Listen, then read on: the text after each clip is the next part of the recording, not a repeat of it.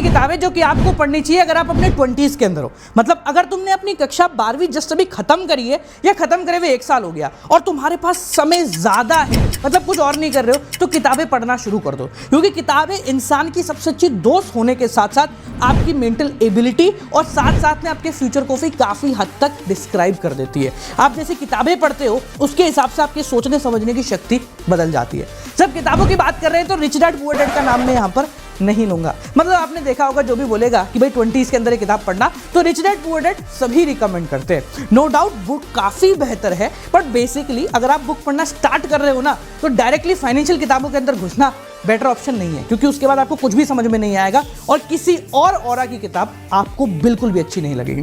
तो rich dad poor dad थोड़े समय बाद पढ़ने के बारे में सोचना।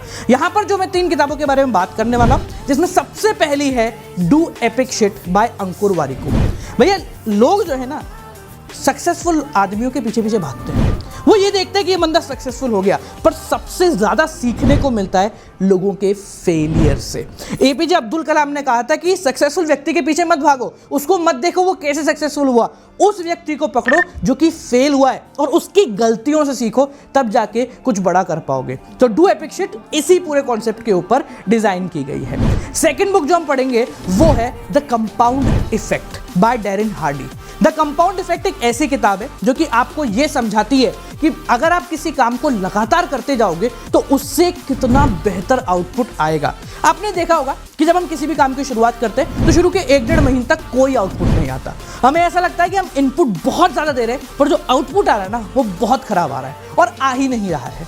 तो ये कंपाउंडिंग इफेक्ट की किताब के अंदर ये कहा गया है कि किसी भी काम को अगर आप करोगे तो उसको तब तक करो जब तक आप कर सकते हो, क्योंकि एक समय के बाद उससे इतना बेहतर आउटपुट आएगा जिसकी आप कल्पना भी नहीं कर सकते।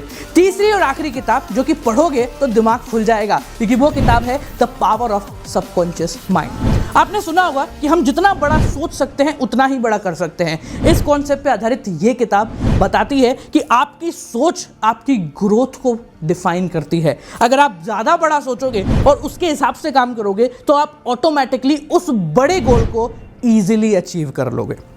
ये 3 किताब कंटिन्यूसली पढ़ लो। अगर पढ़ लोगे तो तुम्हारी किताब पढ़ने की इच्छा और करेगी, तुम्हारे सोचने समझने की शक्ति और ऊंची होगी और उसके बाद रिच डैड पुअर डैड पढ़ लेना, कोई रोक नहीं रहा है तुमसे पढ़ने के लिए। तो भाई ये 3 किताबें पढ़ लेना। कमेंट में मुझे बताना कि तीनों में से कौन सी किताब आपको सबसे बेहतर लगी है, और कोई और किताब हो जो कि आप चाहते हैं कि भाई आपने पढ़ी है और नीचे जितने भी बच्चे कमेंट कर रहे हैं, कमेंट को देख रहे हैं, उनको बताना चाहिए। तो कमेंट में मुझे जरूर बताएं। अगली वीडियो में मिलता है। टिल देन बालकों, keep on watching. Good night, bye bye, नमस्कार।